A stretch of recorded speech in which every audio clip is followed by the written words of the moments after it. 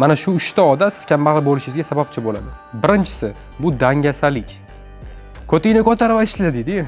Dangasalik deganda bu ishni cho'zib yurish, ertaga qilaymi yoki bo'larmikin va hokazo. Va juda ko'p o'ylaydi, vaqtini behuda sarflashga ketkazib yuboradi. Ikkinchisi, men zo'rman deb o'ylash, mendan aqllisi yo'q deb boshqalarning maslahatiga kirmasdan o'zini bilganini qilish.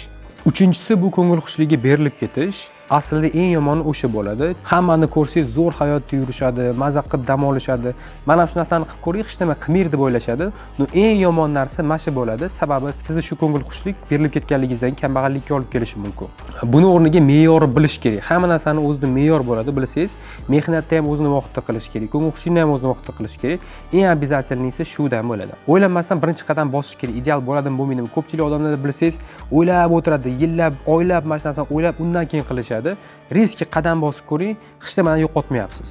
Agar siz ham bolalarga o'xshab fikrlab, ularga o'xshash pul topishni xohlasangiz, mana sahifamga obuna bo'lib qo'ying.